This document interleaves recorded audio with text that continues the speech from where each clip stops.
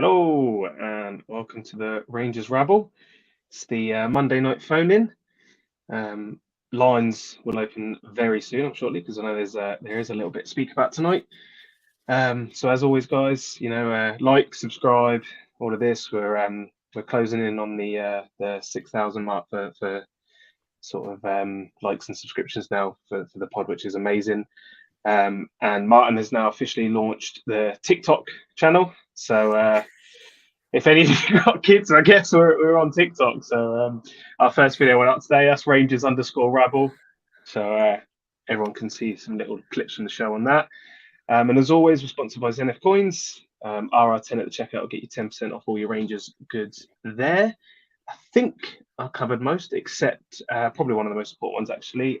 We are doing the Bears Up the Stairs challenge, which goes to a great cause. And I believe the Just Giving page, the link for that is in the description. So I know times are tight, but if anyone can check that out and anything you can give towards that would be absolutely amazing. Tonight I'm joined by Elaine and Care. Elaine, how are you? Very well, thanks. Long time no see. Yeah. It's just, I didn't remember much of last night, but yeah, it's a bit of deja vu. Care, how are you? I'm fine, Stuart. I'm fine. Just hopefully tonight. If you didn't remember last night, it's good for the night because you don't know what Yes. you don't understand. You don't know what point I made last night. So the phone lines will be open shortly, guys. We'll let you know as soon as they are. I wanted to jump straight into the ticket prices originally, but I was just checking your comments before we started, and it seems a lot to be surrounding Ross Barkley rumours. He's just left Chelsea. They've agreed a mutual termination of his contract, so he is now a free agent. And it seems the last day or two there was sort of a couple of links, and now it's gone into a bit of overdrive, especially now that he's left the club. So I think we'll start there before we open the phone lines, because I think there's going to be a lot of discussion around ticket prices later. So if everyone lets me know what they do think of Bartley in the comments. Elaine, how are you feeling around the potential transfer of Ross Barkley? Um, to be fair, we were chatting just before we came on, and Ker's probably slightly better placed to talk about him in terms of I don't massively know a great deal about him apart from the fact that he's obviously not getting a game. From what we were talking about before, there's been a lot of people saying about how he's injury prone, but actually, I think Ker's point now he's not getting a game, so he's not playing not because he's injured. I think he's had a few niggles previously. My only concern really is the fact that we tend to be doing this mold where we're going for a name, we're going for someone who's playing down south, we're going for someone who's on big wages. Clearly, we're not going to be matching the wages he's on at Chelsea, but is there maybe better value to be had if we look a bit further afield, and we maybe don't necessarily go for someone with such a high profile? I'm not 100% sold, but to be fair, I don't know a great deal about it, and I'm willing to be proved wrong. Yeah, I mean, I think it's going to be a common thing, isn't it? I mean, this is a guy that's on 200, well, was on £200,000 a week at Chelsea, so we're clearly not going to get anywhere near that. No, But it might be a case that he's not had a lot of game time recent. Maybe this is what he needs to kickstart his career. But he's a 28-year-old, big physical midfielder, great technique, 33 caps for England. I mean, if you could do a deal, does that not represent good value for money? it depends obviously what the deal is, but I don't think we'll end up at Rangers. I think we end up somewhere else. But if he did want to come to Rangers, I would seriously look at it because I think he's a really good footballer. That's just my opinion. I think he's really good. At Everton, he was phenomenal at times, and you said to get 30, you don't get 33 caps for England if you're a poor player. I mean, you have to have something about yourself. So, and if you get a move to Chelsea, which was probably the wrong move for him at the time, he just went there because obviously a lot of players go to Chelsea and end up disappearing because that's the type of club.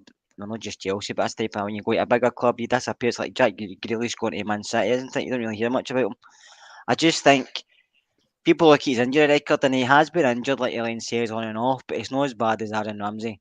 Nowhere near, I think. Ross has just been unlucky with a few niggles here and there, and then he didn't get in the Chelsea side, but a lot of people don't get in the Chelsea side. And he was on that money, which he's not going to get really elsewhere.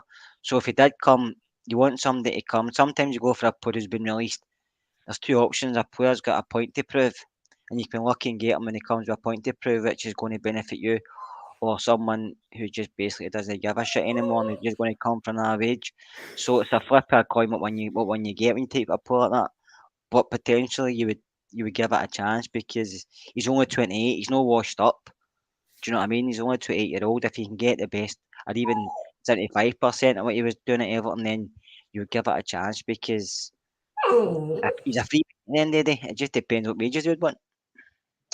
Yeah, definitely. And I can see, the comments are going absolutely mad with discussion over Ross Barkley. So you'll all be pleased to know that the phone lines are now open. So if you want to talk to the guys about Is he Barkley, sorry, Stuart, is he linked with us because his agent's he's got 5 players at Rangers already? Is that one of the reasons he's been linked with us? wow, you took the words out of my mouth there, Kerry. I was just about to go to Elaine with that one, but I'll stay with you.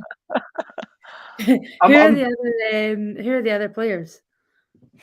Oh, sorry. Really, really sorry. We have actually got a caller.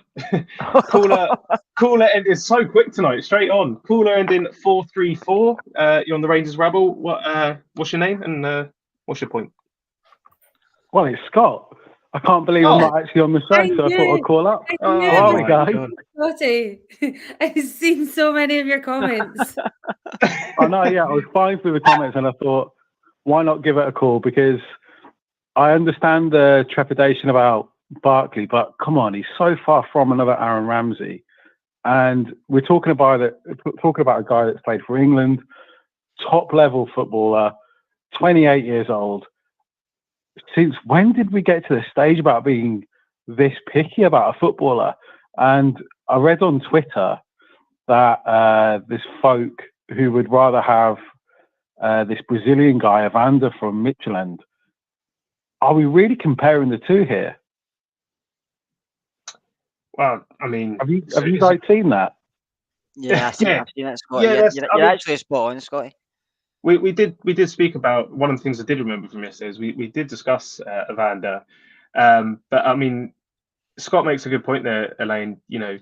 I think we were burnt a little bit by Aaron Ramsey because of the hype behind him. But we said earlier, a 28-year-old, 6'2", imposing England international. Yeah. I mean, are we ever going to get a chance to sign another player like that? Especially when you talk about when you put his stats out there like that, and as Kerr said, might have a point to prove. So that's the thing. When you're saying like that, do you know, I didn't appreciate 33 caps for England, and we have spoken previously about people coming up to Scotland thinking they can stroll it, but actually, if he fits the mould, I do quite like. I like a midfield with a bit of aggression in it. I think that's what we need in Scotland, especially.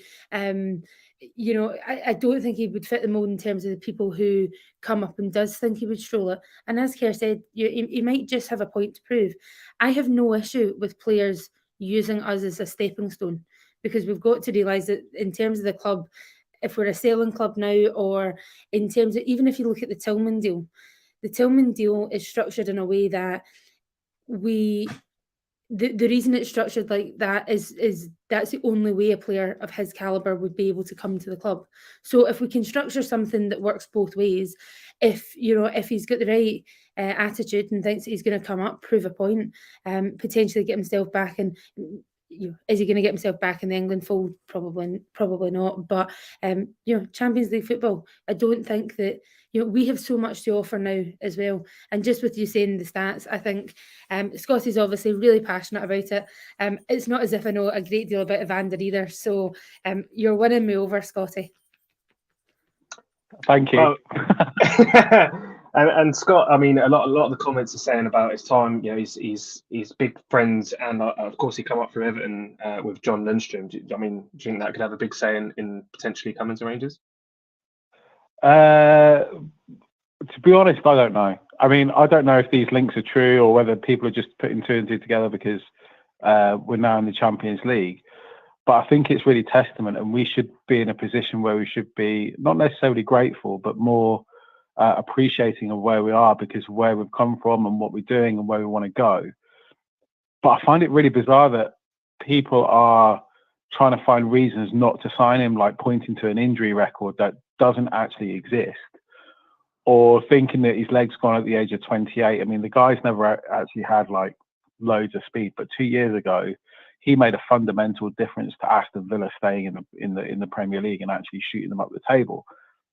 And that was over. I think that was over a 6-month period. So think of what he could do. Yes, domestically, but on a European front for Rangers, it's really exciting to even be linked with, or the club having the ambition to want guys like him in, whether he's available for free or contracted elsewhere. It's the player that we're after, and it's the ambition. Even at 28, we don't need to sell him for like huge bucks.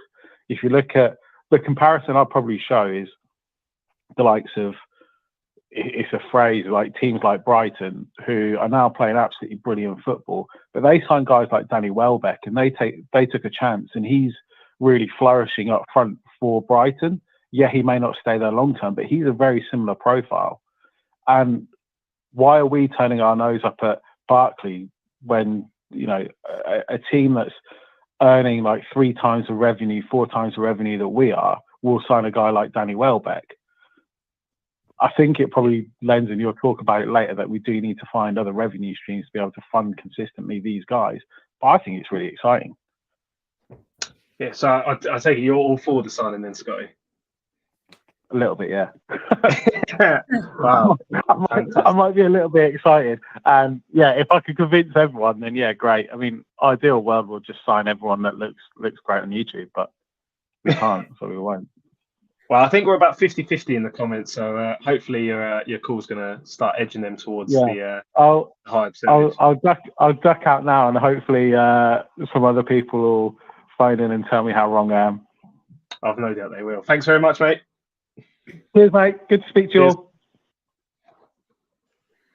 Wow, okay. I mean, Scott makes a bang on point. I had written down just a few little notes about him. You know, obviously watching a lot of English football. I always liked Barkley as a player because he has a bit of pace about him, even though he's a big lad. You know, he's powerful. He keeps the ball so well, but his actual chance creation is crazy. He's you know, he creates so many chances as soon as he gets into a game. Really, I think at one point he had sort of 2.36 per game at some point. It's a crazy thing. So I don't think it'd be a bad sign at all. But just before we jump back to UK, I think we got another call. So phone line's busy already. I think it's Curry Muncher, if I'm not mistaken. Curry Muncher. How you doing, Stu? How's things, mate? Yeah, really good, mate. How are you? Not bad. I thought I'd phone up and just tell Scott he's talking absolute rubbish.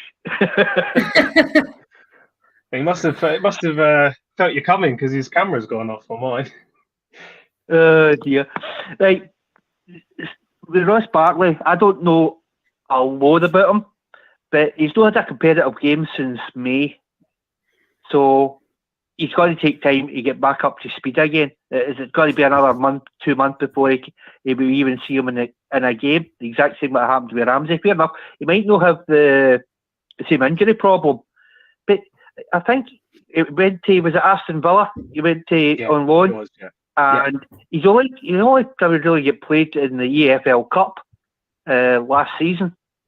So I don't know all that much about him, as I said, but I don't think it's the right move, especially considering the wage structure that will need to be put in place for him.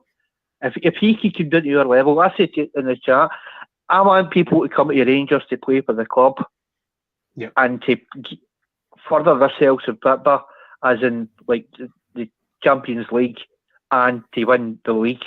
I don't want somebody just coming in just to get their name back in the paper again so they can get a big move again. No, I think that's a really fair point. I'll come to Elaine with that one because, you know, we have just been talking about his stature and how good of a player he is, but even without an injury record, he hasn't played that consistently in the last few seasons. So, you know, would that represent, you know, in that aspect, a big gamble? I think any player's a gamble. That's the thing. You can look at anyone and think that, especially coming to a club like ours, where mentality wise, people don't necessarily understand how big a club it is, and understand really the pressures. You know, we see it even with the likes of, as people were saying, his big pal John Lundstrom, who now is an absolute, you know, I use the word slightly loosely, but a hero to some people. You know, last year he was the end of the year hero status. It took him time to settle. I think anyone, even big names, we've seen really big names come and not cut it. We've seen people who you don't really expect to do well absolutely flourish. The one thing I would say is that I do appreciate what you're saying in terms of you don't want someone to just come and use the club, use it, but actually we're potentially in that position where it can be mutually beneficial. You know, we are a really attractive club anyway without Champions League football. Obviously, we're a bit biased, but I think we've got so much going for us with Champions League football. Maybe as Scotty was saying, maybe this is actually the caliber of player that we should be looking for now. And absolutely, it's going to be, you know, he's on mega bucks. We have our wage structure, which the club have said, you know, several times, they're not going to change. So he would have to come down to that level. But you know, we're a really attractive prospect as well. And maybe that actually, if he's looking for someone to put him in the shop window, why don't we go for someone who's a big name? And do it that way and actually reap the benefit of it. It's potentially just a year, then he moves on. But if it's someone who's going to come in, absolutely storm the league, help us to the title, then, you know, not necessarily every player has to be a project.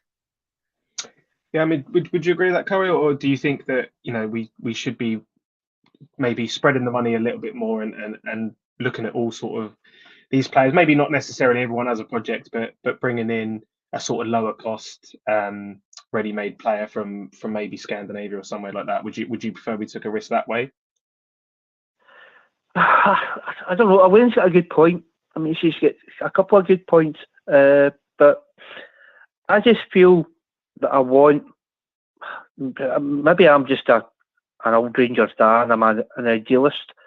I want folk to come into Rangers because it's Rangers. I want them to come in for the club, not for themselves. Probably asking too much for footballers these days, right enough, but it's just the way I'm at. If he did come, I hardly doubt it, but if he does come, I'll back him all the way to the hill. The same as I think we all did with Ramsey. We all wanted Ramsey to succeed. But unfortunately for him, it was a no-go for him. It was probably one of your worst signings we've made.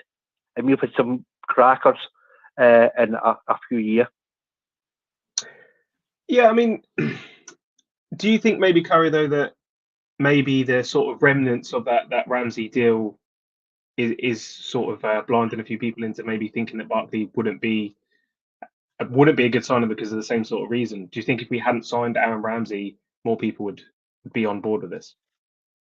Definitely, without a doubt. If the thing with Ramsey hadn't happened, we'd be like, oh, get him in. Everybody, it doesn't matter who they were, they'd be like, get him in. It might not happen, but obviously, as I said, because of how much money he's on, whether he's prepared to take that amount of drop in his rate, another question. But everybody, no matter who it was, would want somebody to that name at the club. But because of it, I think everybody's like, we don't want that to happen again. As I said, Scott will be able to tell us more about him than probably I would, because I don't know that much about him, how he is with injuries and that. But as far as I know, the reason he was playing for the club is because the managers didn't like him. It was because of injuries. So I'm not too sure. So. Yeah, no, I mean, it's a really good point, to be honest. Really good point. I think, as you say, Kerr's our sort of best man. I think he's already sort of touched on it a little bit about the whether it was more not being played as opposed to the injuries, Kerr. I think with a club like any big club in England, Chelsea, City, Liverpool, some players get left out for various reasons. Some players get left out quite a lot. So I think It's just that at the moment it's just a rumour, isn't it? So we're just going to have to wait and see about Ross Barkley. I think he becomes available. We take and it's a good price for us. You take him because people keep saying he's getting this per week, but he's not getting anything per week because he's been paid off at Chelsea, so he's not got a wage anymore. So he's earning absolutely nothing at the moment. So I think if Rangers gave him 20k a week, you might look at it. Even I don't know if they were giving that, maybe less, but he's probably got a good payoff at Chelsea, whatever it was. So I don't think he'll be short of a few bob. But at the end of the day, it's going to be. He'll have a few players. He'll have a few clubs maybe looking at him. But if he wants to come to maybe win things, come and play in an arena which most of the times bouncing, especially European games, and he's well looking at us because what's the point of going back down the lower leagues of the Premiership or the Championship or going abroad? We see what happened to Dele Alli. So I think if he came to Rangers, it might give him the boost he needs. He might fall back in love with football, as somebody says. And if you can get that to happen, it's a win-win situation.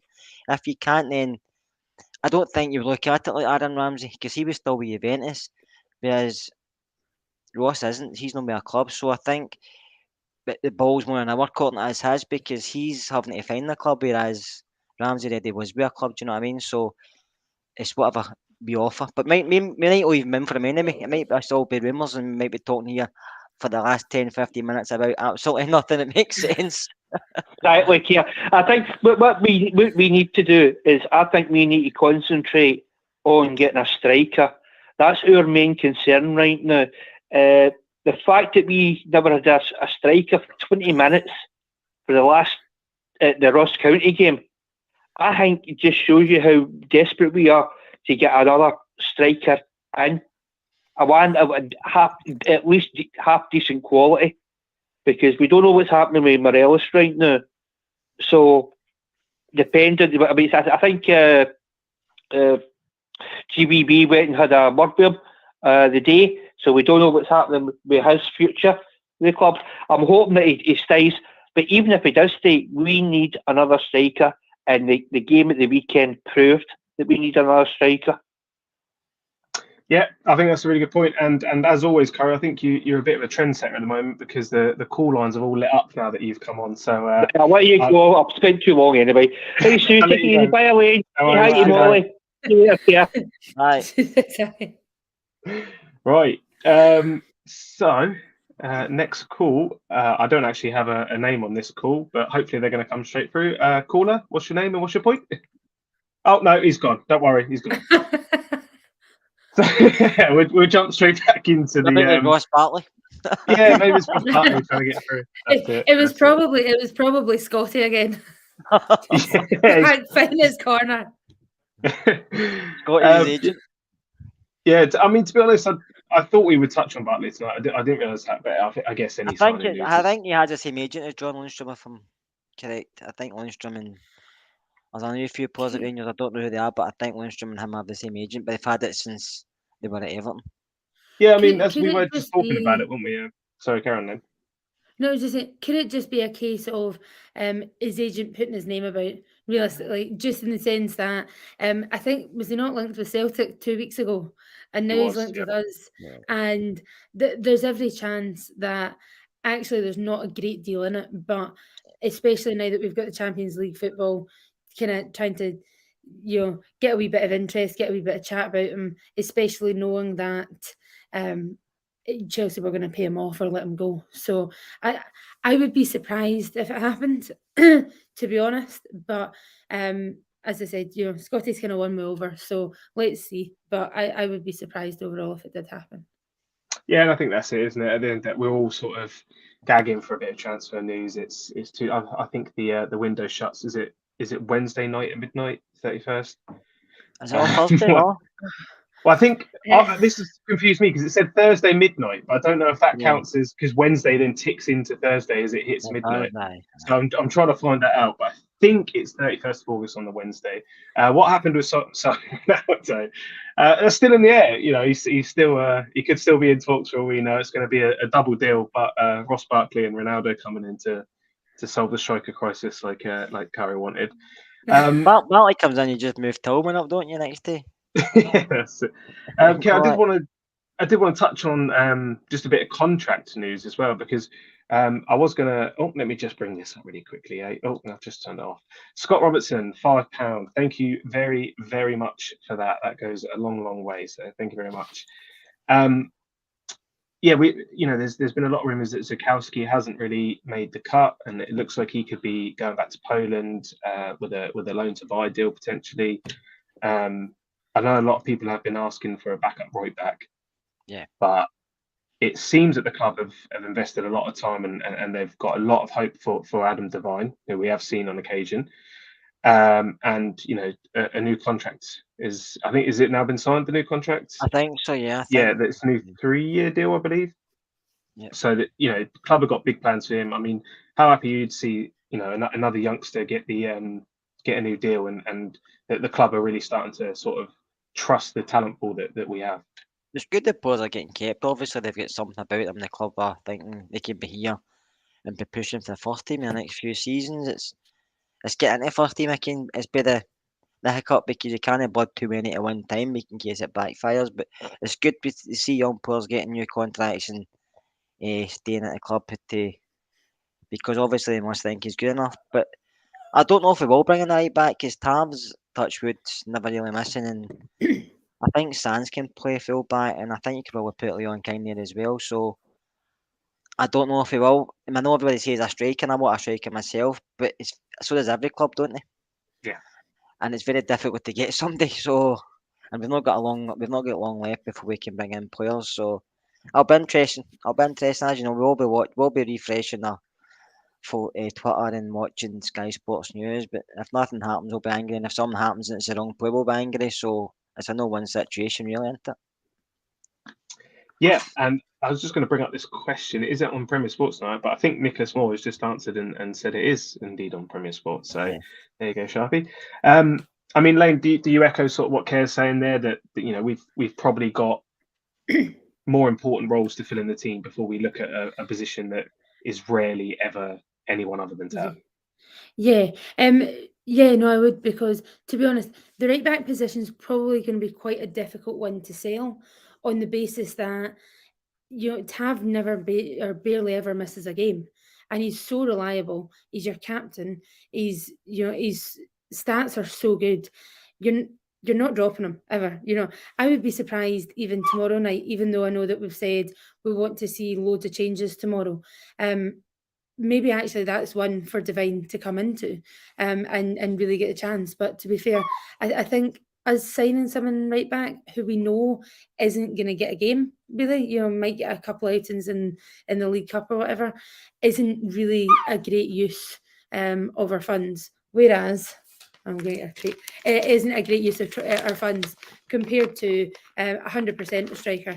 I think Roof was posting again today saying it's not long, but going into the next couple of weeks, it's so important that we've got a wee bit more firepower. We don't know how the talks have gone with Morelos. He's even if they've gone really well, even if he gets his head down for the next 2 weeks, he's not going to be ready for Parkhead. He's not going to be ready for Ajax. I think it's really important that we strengthen going forward. And I actually think with Devine and King, bring them through. They're part of the Matchday squad now. They're fairly settled.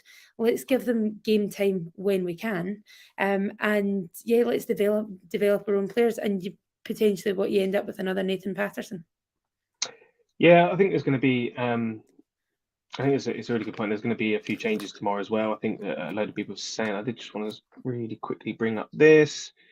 Kainswell just said he's watching on his phone on YouTube on his phone, but the number's blurred and he would like to call. We did just drop it in the chat as well. So it's 01416287237. So if you just scroll up your chat, you should be able to see that if you do want to give us a call.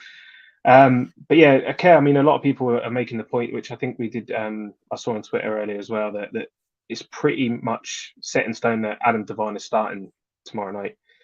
It looks to be that case. How many changes do you think we're going to see? Do you think, I think from our foggy memory, we discussed it a little bit last night, but do you think we're going to see, especially now Devine is sort of set to start, do you think it's going to do you think it's going to be an overhaul, a big haul of changes? Sorry.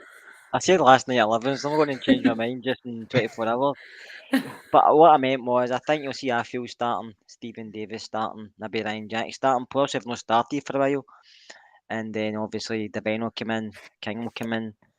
I think Al McGregor and McCrory will start in goals. Maybe Charlie McCann will get a start. But I think Scott Wright might start. It's just some players who's no starting, no first teamers basically. I don't mean every week. I think he'll rest maybe like Connor and McLaughlin, Tav, Lundstrom. Rest to get because there's about 3 big games coming up. So I think you have to give these guys a rest because the boys are bringing in, even Yilmaz at left back and West Burner. I think these guys should be beating Queen of the South anyway.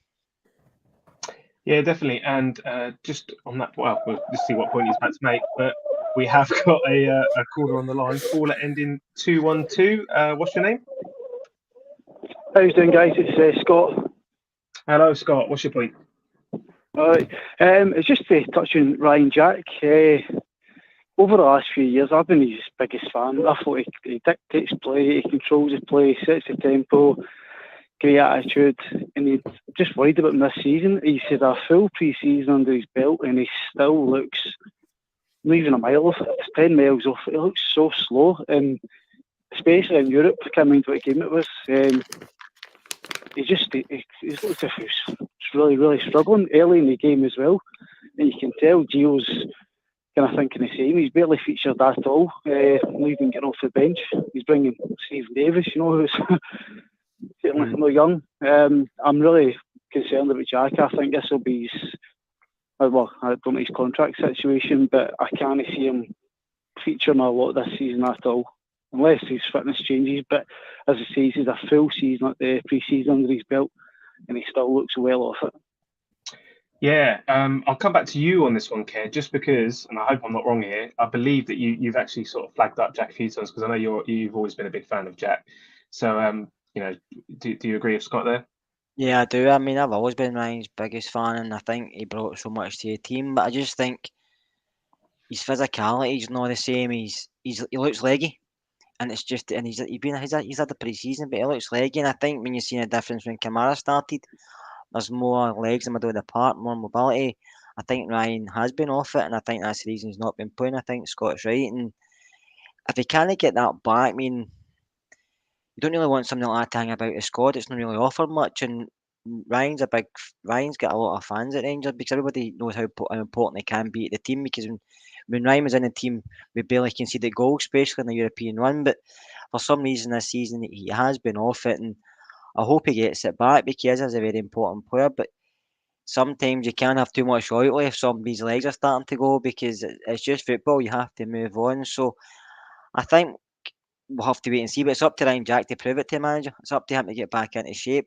But we don't know if there's anyone behind the scenes or anything like that. But he doesn't look the same Ryan Jack that we all know.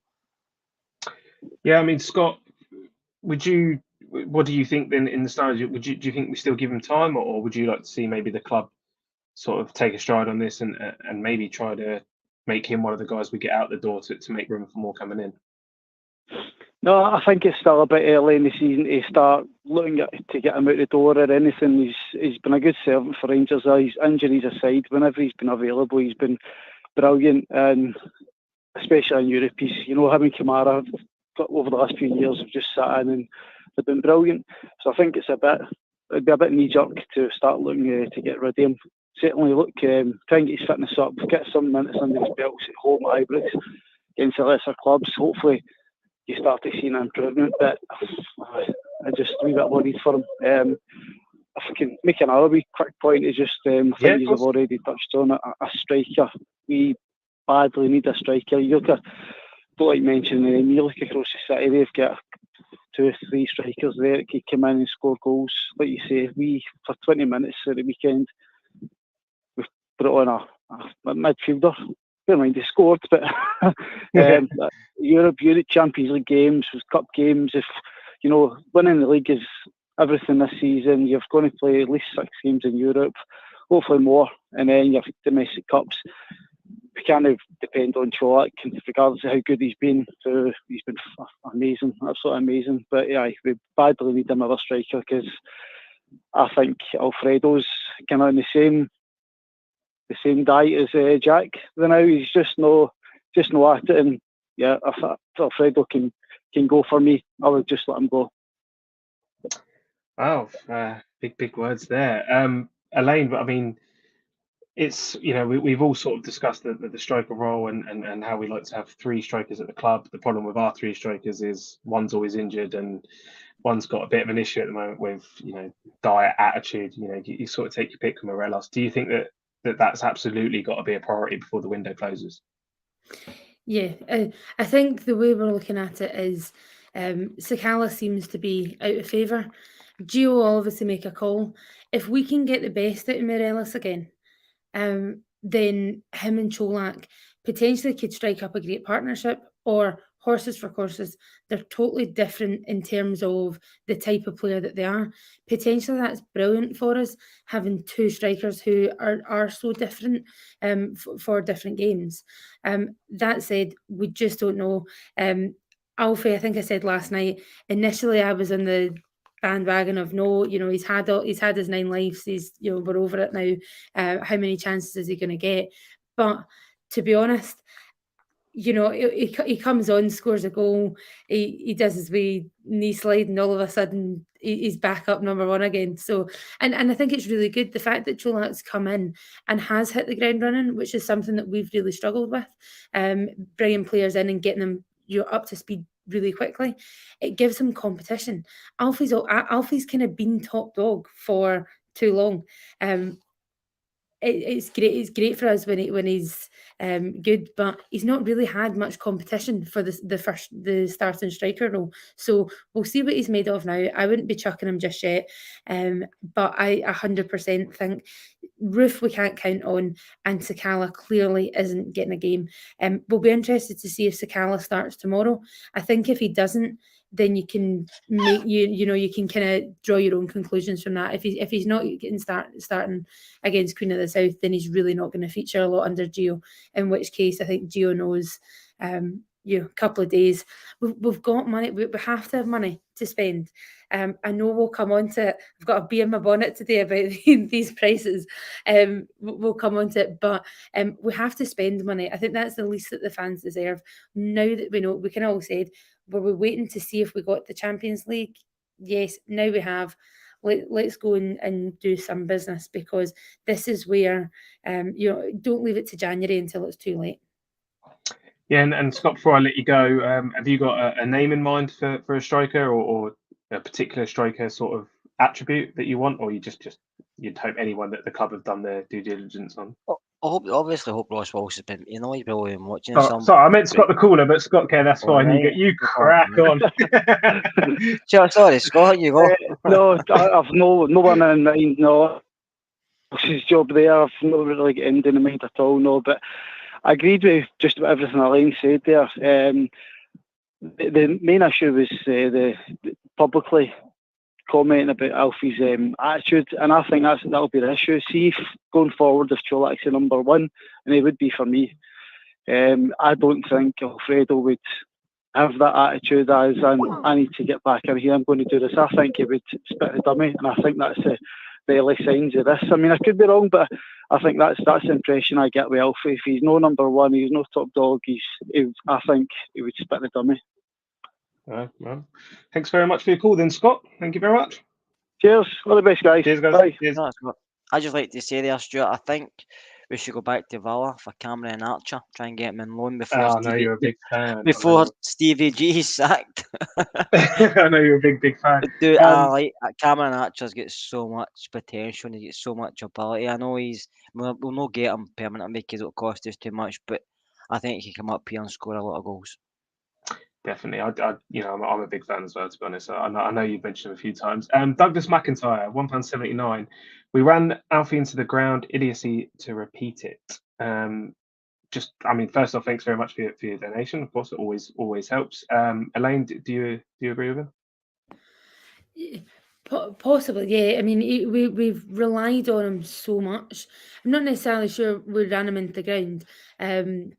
Just in terms of, I think that was the needless international trips that but or that exacerbated things. But we did rely on him massively, and I think that's the problem with having someone that you know we saw towards the end of the season. Our system was geared towards Alfie, and we were quite one-dimensional. When he was there, I'll always go back to the Frankfurt game and just thinking that game was made for him. The way we were set up, he would have just. I think if he had been playing, would have stood a bit of a better, or the result might have been a bit better. But I don't necessarily think we ran him into the ground, but I do think that we relied on him a lot. In terms of everyone else, I just go back to it. I just think a fit Alfie's brilliant, and the two of them. I just wonder if the club think, if the talks today have gone well, if you've got Cholak, if you've got Alfie, that my worry is that potentially if the talks have gone well today, that actually they don't need, they feel that they don't need, they feel that they've got the kind of two bases covered. But if one of them gets injured, if Alfie spits the dummy, if we end up just as strikers do, not being on form, then I really think that someone else up front would, is a must. Yeah, I mean, really agree with that. I've always said about doing a 180. We have got another caller, just really quickly. Michael Crooks, I believe Belotti has joined Roma today. So caller ending 490, you are on the Rabble. What's your point? Sorry, what's your name first, and then what's your point? Hi guys, my name's Trevor, and my point is, I believe you guys might have been going on to this subject about the ticket and pricing for today. So yeah, I'm a season ticket holder there myself, and I try to go to as many matches as I can. Wouldn't say I'm skint, wouldn't say I'm wealthy, I'm kind of in the middle. But when I saw those prices come out, I was mixing emotions, horrified, disgusted, appalled, disappointed, you name it. And I think it's fair to look at both sides of the coin. I get that it's a business as well as a club. I get that it's a step up from the Europa League, and that you don't need to pay it. But then when you look at the other side of the coin, that's even pricing things out for me. It's far too much money when you compare to, I don't know what the three-match package was for Europa League, at 110, 109. Oh, does it look like we've lost Trevor there for a second? Yeah. We'll try and get Trevor back, but I mean, I'll stay with Elaine this time because I know Elaine sort of chomped it a bit to discuss this topic, and I was about to come onto it. So Trevor's gave me the perfect segue there. Just checking today, Elaine. It looks like they range about 150 to 180 pounds for the 3-day package, but majority of people are going to be paying 165 plus. I mean, I'll just let you take this away because I know you're really passionate about the subject. Do you know? I think just for me, I previously thought it was going to be under or 150, 180. The bee in my bonnet isn't necessarily just about the price. I think it is too much. I think that we need to remember that people go with their families, people go with their kids, people go, people take their kids to these games. You're getting a couple of days' notice for it. If you were going to do £180, which see, Molly agrees. If you were going to do £180, give people either more notice, give people some sort of plan. I do understand what people are saying is that, if you do a direct debit, if we've lost the first two games, then maybe people will cancel theirs or whatever. But the last game is enough time away. Even space it out. Even give people a wee bit more time to come up with the money, especially people who are going with, two kids or whatever, who are potentially looking at the best part of 500 quid coming out the bank in a couple of days. I don't know whether this will be controversial or not. I sit in the area that is the highest one, so I'm 180. I'm not a massive fan of the fact that different seats are paying more. I do understand people will come back and say, better view, you do that with any event, you got a better seat, you pay better money. My season ticket's already about £300 more expensive than some other season tickets. And I get, over the course of the season, it's about 10 or more, which this works out as. But it's so much money. And at the end of the day, football was always at points a working class game for working class people. Not anymore. No. It's, if I tally up in terms of, USG, PSV, these 4 packaged Queen of the South season ticket before you've got anything else. You know, booked and daft stuff like the Founders Trail and everything. It's mega money that's going up and up and up each season. And I do also understand people saying, well, you know, across the city, they're 1 to 4, you know, we're a smaller capacity, so therefore we need to make it up.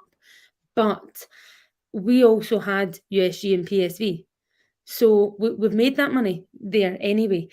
Personally, for me, I would have liked the club to have been a wee bit more in tune with the current situation, and would also have liked them to maybe being slightly more responsible, only because people will choose Rangers over anything. We know what our fans are like. We're all like it as well. They could realistically they could have said £200 and we'd all found a way of doing it. I just think that there's probably a way that they could have structured it a wee bit better. But I know I've got to be in my bonnet about it, and people will disagree with me. I think it's a lot of money at this point in time. Yeah, and Worth I believe worth it if we win. I believe we've actually got Trevor back on the line. Trevor, you there? Yeah, I thought you were having none of the chat about it costing. No, it was a really good point. We really appreciated it. It just cut out. So sorry. We laid off the leash because she's been dying to talk about it, and so she was really going for it. But yeah, just carry on, please. Yeah. So I'm possibly missed a little bit there, but she hit the nail on the head. It's kind of outrageous there, and I like to try and think I'm a bit fair that I try to say the points from Rangers' point of view, why they would actually put these things in place, and why they would go for the price they did. But you know, you've got to weigh up both sides of the argument, and you look at, let's say, how much Europa League stuff was last season, and then this season I haven't worked out percentages, but it's a good jump. You know, if it'd been something like 150 for 3 tickets, 160 max, I would have went fair enough, and then a wee discount for season ticket holders. But at that price, I'd love to just sit in front of him and go, guys, what were you thinking? I know he's trying to make money, you're a business as well, but there's a cost of living crisis on, inflation's 10% odd. Give us something decent, we'll follow you through thick and thin. It's not very right, and I may very well ask that question at AGM. So if that question comes up, you know it was that guy. Everyone points fingers, but that's my point, so guys. No, it's a really good point, Joe. I mean, Care, you know, do you think? For me, I completely agree with Trevor there. Do you think that Rangers do have at least a small responsibility to the fans to reward some of the loyalty that they've shown over the years, especially, you know, I think someone mentioned there the Leipzig was £50, I think it was. So to have such a big increase already so early in the season, when many people, you know, if we're being completely honest, coming into this winter, certain families are going to have to make a choice to put food on the table or to be warm for the night. So do you think in that case, you know, Rangers could have been just a little bit fairer with the pricing, and even if they offered a payment plan? They should have been, but as we know, but it's a business. All big football clubs basically don't really care. It's about the profit margins. It's not about the fans. You know, the fans always come through, no matter what the situation is. If somebody doesn't want a ticket, somebody else will take it because we're a big club and we've got a big fan base. And Rangers are pulling. Well, we can all say the where the economy's going, the fuel crisis, stuff like that, and people are suffering now with not getting wage rises, but everyone else is going through the roof. And Rangers will turn around and say that's not their issue. That's nothing to do with them. And that's the way businesses work, and it's not great. I don't agree with it. I think the prices are quite steep. I'm 150 because I sit in the Broom loan, so that's still a lot of money because it comes out on Thursday. I've not got a good seat like Elaine. She's got a proper seat. I'm right up the very back row. I can't get any back any further. But no, I think the clubs don't care. It doesn't matter who you support, unless it's a small club and they've only got a few thousand fans. They treat their fans better because they probably get to know them individually because there's not many there. But they treat their fans better. But big clubs don't, just because we're a commodity.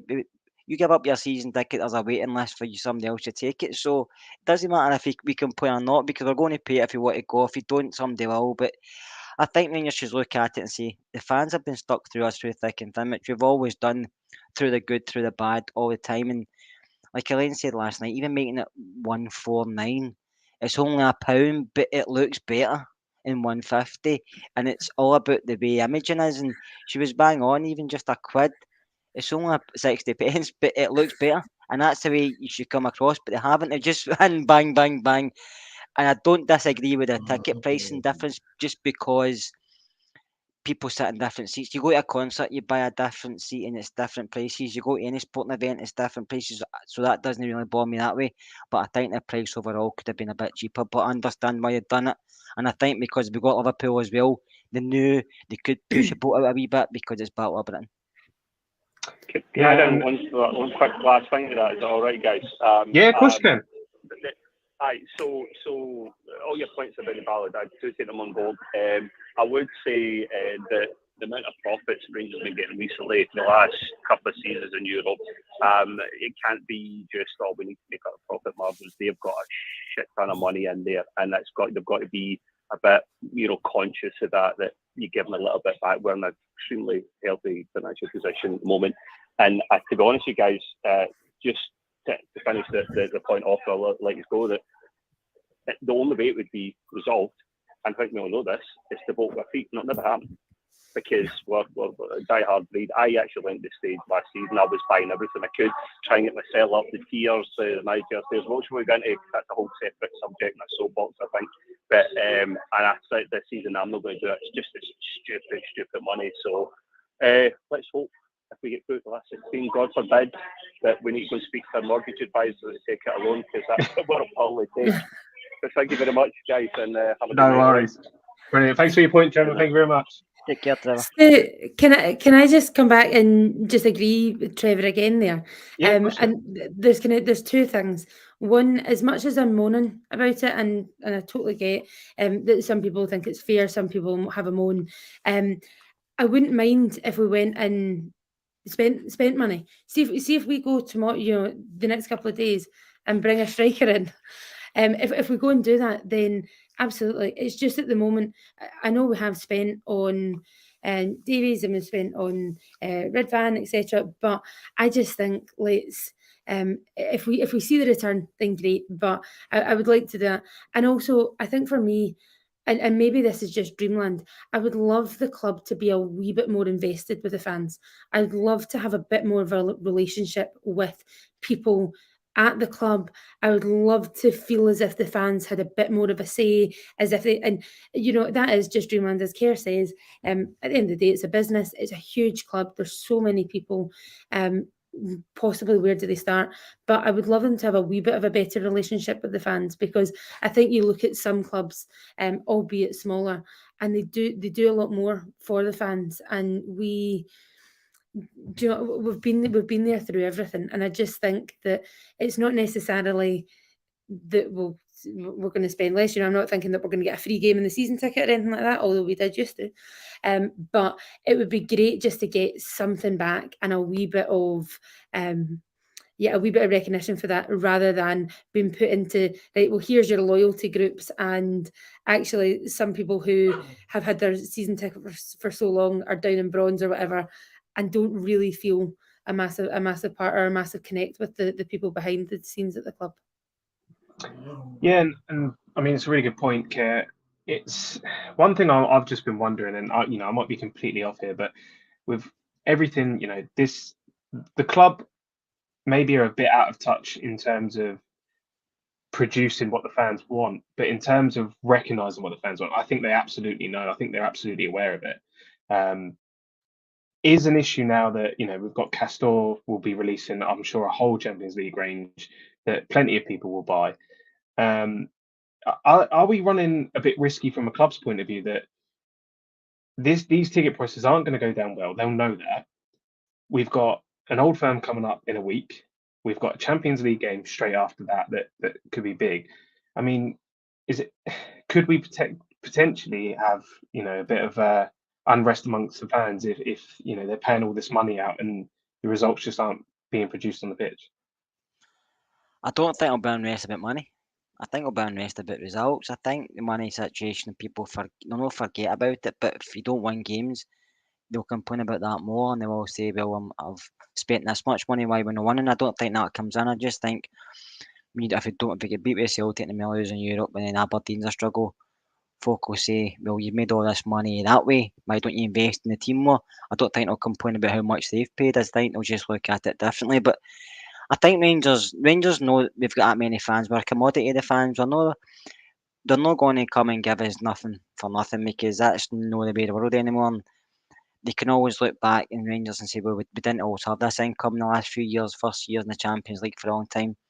And I just think they'd done what we all knew what they were going to do anyway. It wasn't a big surprise the prices were like this. We were all hoping for something different, but I think deep down you ask anybody, they all expected 150, 180, because that's what we were talking about before these were announced. So it wasn't a big surprise. And I'd just like to say to Jim Sloan, I did say I wasn't going to mention Battle of Britain again, Jim, but I was only mentioning it for the point of these tickets.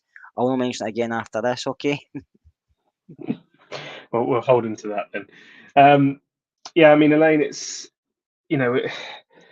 Castor is obviously another subject in itself in what they charge. I don't know actually. I mean, I might be completely wrong here, but I don't know many clubs that release a shirt and then release a pro shirt not long after and want to charge you that much more for it. It is part of this. We all want the club to make money. We all want to see us, break new revenue streams. But is some of this? Do you think? There's been a lot of talk about this 100 million potential revenue this season with the Champions League. Do you think some of this is just the club are really pushing to break that barrier? Yeah, possibly, but I think it's a really fine line because, as much as we're fans, or as much as we're customers, we are fans as well. So, but we are fans, and I think, realistically, there was a comment there saying it's supply and demand. And that's where we are. But I do think the club just need to watch, because I think there was a lot of goodwill. See, after we won the league, a lot of goodwill, and I just think that they're starting to potentially run through it. So I think they're starting to run through it slightly because there's only so much, and eventually people will. It's not that people will stop going to games, but eventually people will stop being able to buy all the shirts, etc. So I know I spoke about this. To be fair, I had a moan as well, and it's not that I just totally want to stick the boot in. I had a moan ages ago about the mega store and saying that actually you can go to the mega store and spend £100 or very little else. They do have scarves, but we don't have a brilliant mega store. But I did see that we signed with some company that was going to do kind of smaller things and just daft stuff, that if you go to the mega store, the thing is, see like, for example, Ross County, or see tomorrow Queen of the South, those are the games where people will be bringing their kids for the first time, whatever. You want them to be able to go to the mega store and be able to spend their pocket money, be able to spend a tenner rather than having to go to store prices or nothing. But to be fair, I think they have signed with someone, so maybe that's a wee step in the right direction.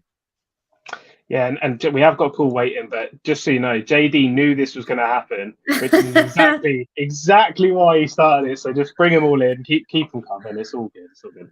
So I think we've actually got Ian Ross waiting. So Ian, how are you? Hi guys, I'm doing very well. Thanks very much. Hi, Ian. Brilliant. What's your point? I just want to touch on the Alec Lowry situation. Do you guys know if there's going to be any retrospective action taken on that tackle? I don't believe so, but Kerr, have you aware of anything like that on Ali Love? What I've heard and a couple of people I've been speaking to, they say nothing's happening. I know Rangers weren't happy, but it seems to have been put to bed. I could be wrong, and maybe something will crop up, but I think it's happened, it's done and dusted, and Lowry's injured, as we know, and we just got to go on with it. It was shocking, but I mean, Alex missing a huge opportunity on Tuesday night, because he would definitely have played. yep, I totally agree.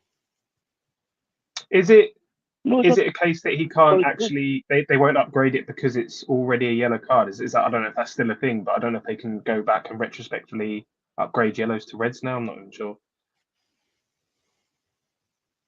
Surely Rangers would have put a complaint in. I mean, that was a potentially leg-breaking tackle. Yeah, absolutely. I don't know how bad his injury is, but I know it's, by all accounts, it's is quite serious, so he's going to be out for quite a while.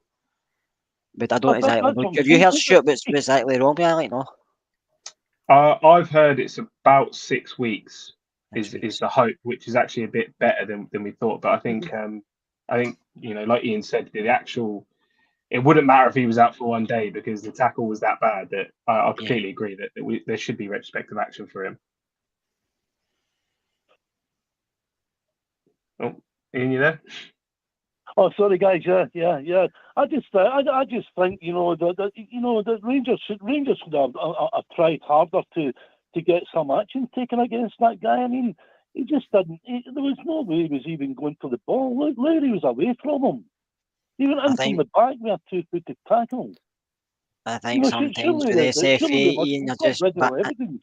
I think you're bang your head against a brick wall. Sometimes I think the refs probably said the ref's seen it. He gave my yellow card, and that's been dealt with. So, and a few people have put in the comments. They came out and said after there was no respective action going to be taken, and the compliance officer said that as well. So I think it's a base of Rangers forget about it and just go on with it. But I do agree with you. It was shocking. Something should be done because he could do that again to somebody else, and it will end up being a lot worse. Absolutely. The guy, I mean, Larry had taken him to the cleaners all games, basically.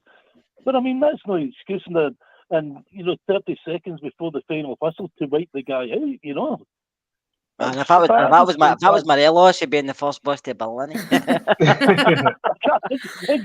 Well, that's the whole point, Scott. I know. I'm laughing here, but I'm laughing because I know it's true. We're refereed different from everybody else. He'd have been hung, drawn, and quartered for that, man. Well, with anything else. Yeah, I mean, it's ridiculous. Yeah, no, I mean, I completely agree. I mean, Elaine, do you think this is actually one of the downsides of having, the kids that can actually play it's great. We want them to develop and play the man's game and learn they're going to go up against these guys. But is that one of the downsides that these guys are going to basically think they're having the piss taken out of them and are only going to be out to hurt them? Possibly, yes, but by the same token, it's the same if they were in the first team because there's certain people in in various first teams through the country who like to leave a wee bit on as well, and have a bit of a reputation about them for just going through various players. So, it's Scottish football. It's where we are. I saw it back. It's awful, and I feel for him because having come back and starting to establish himself again, tomorrow night was a shoe-in. You'd have hoped that actually he'd have been back in amongst the European squad as well, towards maybe the end of the games. And he's such a bright talent.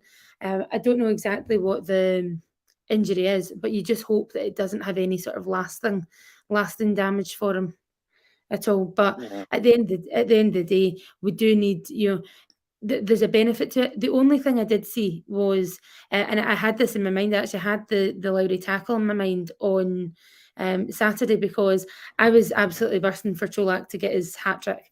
And I'm thinking, I'll leave him on. And when Gio subbed him, I'm thinking, what are you doing? Go, let him have the last 10 or however long it was. And then it was Lowry in my head thinking, no, that's what in hindsight people were saying. Why did we leave Lowry on? Game was so far over. He'd got his minutes. Obviously, they were just wanting him to get his 90 minutes. But that's what was in my head when he took Cholak off was actually fair. His hat trick can come another time, but given he's the only fit striker at the moment, let's wrap him up in cotton wool. Yeah, I agree with that, Elaine. Absolutely, 100%. I mean, but it's a sad day when you've got to safeguard your players. That it really is. Yeah, no, 100%, completely agree with you. And then, as I said, go on. No, having to do. I mean, I know that it's good that we're able to do that. But I mean, the reasons for doing it, that need to be the club's reasons. You don't do it because you're afraid that the guy is going to get tackled or wiped out and he's going to miss another 3 games. Yeah. You take them off because they've been wiped off the bloody park, because of a bad tackle. That's Yeah. the problem with the game. You know, the problem that we have more than most teams have. You know.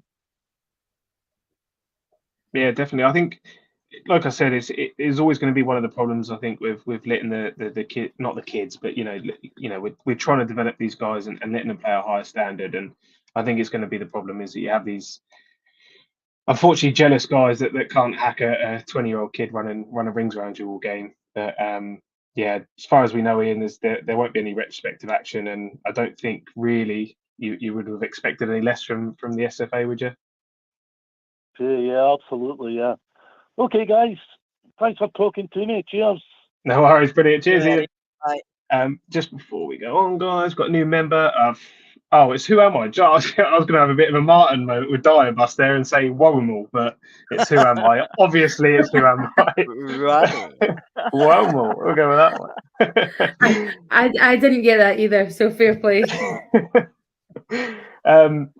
I did see, I mean, JD's getting a bit of pelters in the comments because he didn't think it was that bad of a challenge. I mean, I've watched it from a couple of angles, and my biggest issue was that Love tried to defend himself by saying he tried to stop Alex crossing the ball.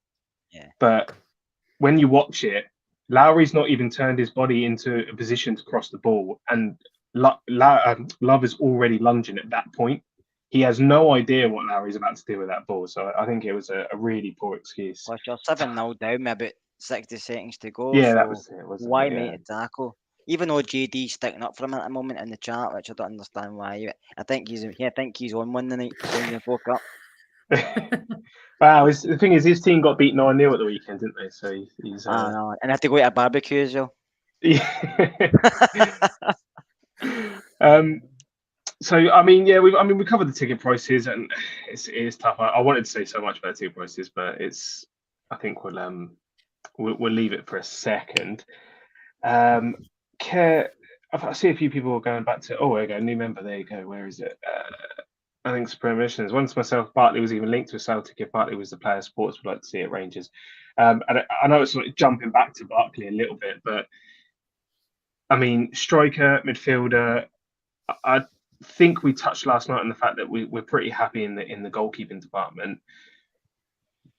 With the money we've just spoke about, with tickets, do you think that Rangers sort of owe us a signing or two before the window closes?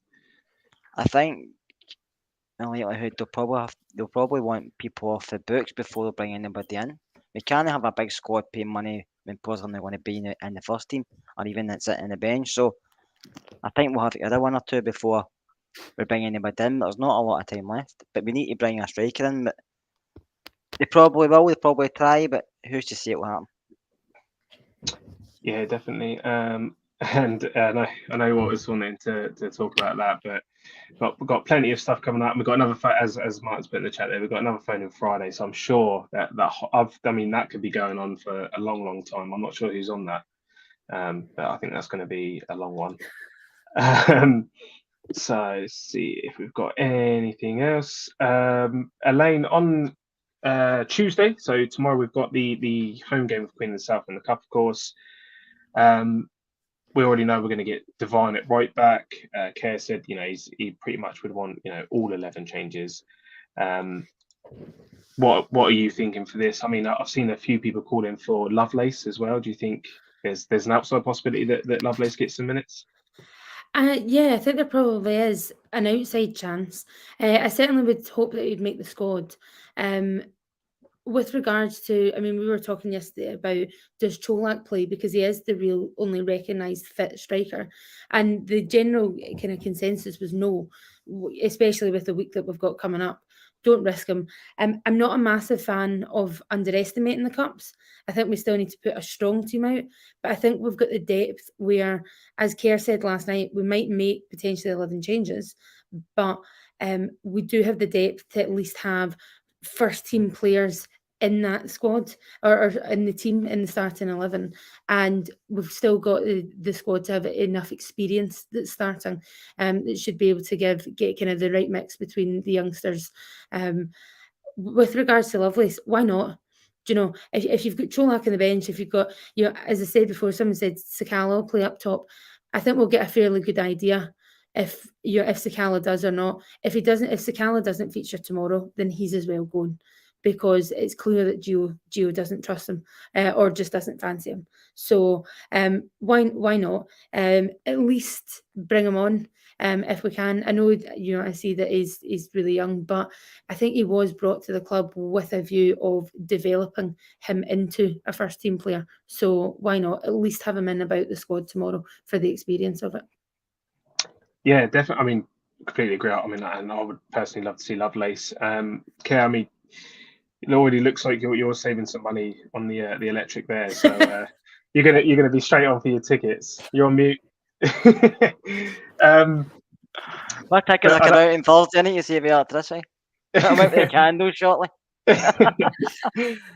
if everyone watching, the phone lines will close shortly. So if there are any last minute calls any points you want to make, you can go back to any points we made before, the ticket prices, Barkley, Devine, Sikowski, anything you want to make. Last chance, last orders for your calls there. So yeah, Keir, just on I know you're quite up to date with the B team and the under 18 team. Is there any? I know you've said your 11 changes, but are there any sort of outside chances you think have a realistic chance, like Lovelace, like Robbie, that these guys could maybe start or at least see some minutes? I think Robbie Eure might. I don't know if Zach will. I don't know, because he's still 16. I think he's doing really well with the B team, and you never know. It would be nice to see, but you never know. But I think Robbie, I've just said that, Curry, we're going to have the candles out in a minute. I don't want to burn the place down right enough. But I think you'll see Robbie tomorrow night playing, and I don't know if he'll start, but I think you'll see him playing. But I think Sakala, like Elaine said, if Sakala doesn't start up top, then he'll be away before Thursday. Because I think if he can't start up top against Queen of the South, then you're basically not really going to play, are you? I mean, people are saying Katic, but I don't even think Katic will be in the squad. I think they're trying very difficult to either punt him or just pay him off. Yeah, and I mean, very, very quickly then, Elaine, the big one just after that on Saturday, and again, as the night goes on, more's coming back to me from last night from the hangover. But I know we touched on the Saturday game there, and who might play, who might start. How important do you think this is going to be that Gio gets this absolutely bang on, even this early in the season? Yeah, I think it's really important, and I think I said last night, it sounds nuts when we are still in August. I know by the weekend it'll be September, but it sounds nuts to be talking about must-win games and season-defining weeks. But we look ahead to tomorrow. The one thing I would say is I think it's really important we don't underestimate tomorrow. We've got 4 big games coming up. We don't just have 3 big games coming up, and I really hope that, as much as Gio might have one eye on the weekend on what's coming, the players need to be fully focused on tomorrow. We need to go out, do a convincing job, and hopefully with doing a good amount of rotation, the boys that come in will really want to earn their jersey and give Gio something to talk about, given how thick and fast that the games are going to come. That said, huge games. I think at this point, exactly what Kerr said yesterday was, we're not going to, Celtic aren't going to drop a lot of points. Hopefully we're not either, but we've already slipped up, albeit you could go into the ins and outs of why. To go 5 points behind at this point, although we've got 3 games, 3 Old Firm games still to play, would be fairly catastrophic. I think it's not unrecoverable, but you just don't want to be in that position. The other thing as well is, win and it lays down a marker. I think the one positive that you could possibly take about their result of the weekend is that as much as they'll be going in confident, I think that they think, and a lot of the fans think, that they only need to turn up at the weekend and they'll win. And hopefully we're in the right mindset. Hopefully Gio gets it spot on, and I think maybe surprise a few people and go and put a marker down, and I think if we can do that, it sets us up really well for what could be a really important week for the club. Yeah, definitely. And there is a point that you just made that I really want to come back to. Just a couple of questions quick. Who am I? Is Ben Davis injured? We believe that Ben Davis isn't injured. There's actually a private, personal family matter that he's currently got going on. So he's been given a sort of leave of absence from the club. So we're not sure when he'll be back, but obviously we hope that everything is going to work out okay for him. And where's Martin and JD? Martin is manning the phones, so if you do want to hear any, I don't know if Martin even answers or if he just puts them through, but he is on the phone, so you do get to be close to him at least if you call up. And JD's causing absolute havoc in the comments somewhere.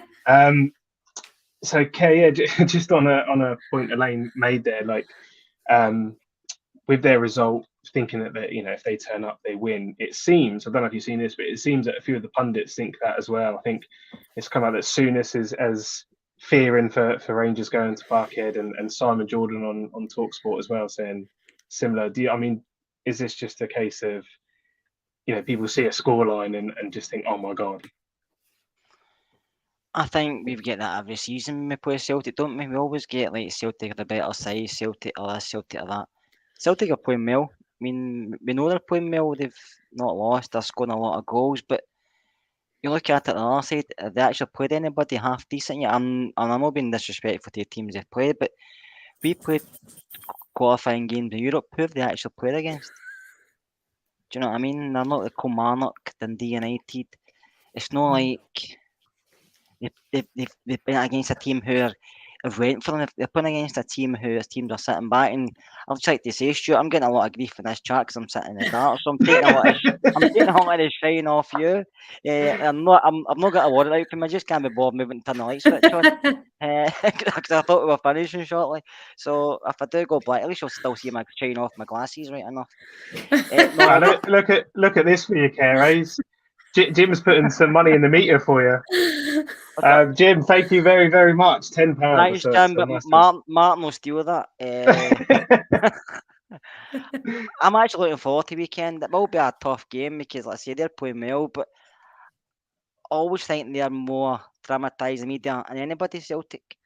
It doesn't matter how bad or how good anybody else is. Celtic are the team that the media seem to love, and they can never do anything wrong. Even when we won the league, they're still talking about it was more about how bad Celtic were and actually how good we were. And I know it's probably a bit of both, but I'm not scared for Celtic games. It's everybody else we play against. I'm scared of dropping points. Celtic don't bother me. Yeah, no, I could agree. It's this game that I'm really excited for, to be honest. So, this is what we're all about. This is where we can see, and it's the closest thing we're going to get to, a big test on the European stage. The phone lines are now closed. Take the shot. There you go, Stephen. She could do a sit and that. Yes, that's the problem. The problem is I sit right under a light as well, and I just shaved my head, so I knew it was a recipe for disaster. But yeah, see, going back to one thing that you just touched on, and I know it's total sacrilege, and I never thought I'd be saying this, but Souness is starting to annoy me. So see now he's on TalkSport as well. Honestly, I never thought I'd see the day where I'm just there's been quite a few things recently where I've just thought, and I'm not talking about when you got pelters for saying it's a man's game or anything like that, because I thought that was totally spun, and didn't agree with that at all. But there's certain kind of hot takes, and it's sort of TalkSport all over, isn't it? That you say something, put the rod out and just or open the can of worms. But yeah, Souness has definitely had a few things recently that I'm just not 100% sure about. Yeah, I completely agree, and like you spot on with what you say. TalkSport, that's their MO, isn't it? They're just going to say whatever they think people will be angry at and get them to call in. Breezer77, thank you very much for your £1. Getting a load of donations tonight, so hopefully Kerr can have his lights on tomorrow night and at least watch the game. And any info about the Rangers TikTok before we finish? Yeah, Martin's looking up all the latest trends, so he's going to be doing some flossing and some dances and all this sort of stuff for the TikTok. So you definitely want to subscribe there. Rangers_Rabble is our TikTok, so you can go check that out, and hopefully Martin will upload some more stuff for us. So before we go, just see if there's anyone. I think someone did put a really good point here that I just wanted to touch on, if I can see it. Paul, form goes out the window for an Old Firm game. I mean, always for a rivalry, right? Is that's got to be the case. It doesn't matter what you win by at the weekend. It does. The only time it probably never went out the window for an Old Firm game is when we had Pedro as manager, or Graham Murray as manager. We've won really good day seasons. Matt Warburton went through a spell where Celtic were beating us quite comfortably. I think that if they beat us that much, they got us to keep at one point. But no, nowadays it can go either way. Whoever turns up and whoever shows who wants to win it most in the weekend. And I think the 3-0 game still haunts us. But if we play the way we can play, I don't fear them. Yeah, definitely. And I think, I was just literally just about to wrap this up, but I did just want to just bring this up. I think this will be a somber one to end on.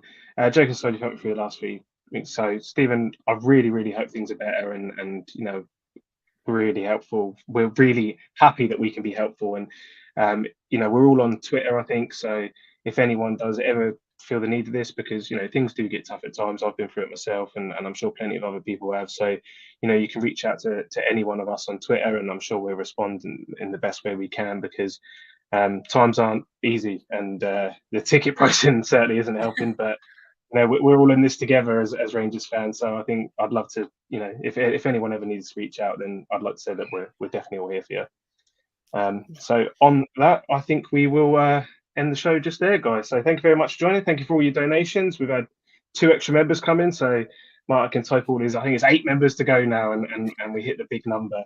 But yeah, thank you for all our callers, and I think lastly, just got to say thanks to Elaine. Thank you, and yeah, just totally reiterate what you're saying. So take care, Stephen, and yeah, everyone else, we're always here. Brilliant, and thank you, Kerr. Yep, all the best, Stephen. And next time I'm here, guys, I'll promise the lights will be on. But I'm probably better. I'm better sitting here with them off. Brilliant. Right, thanks very much, guys.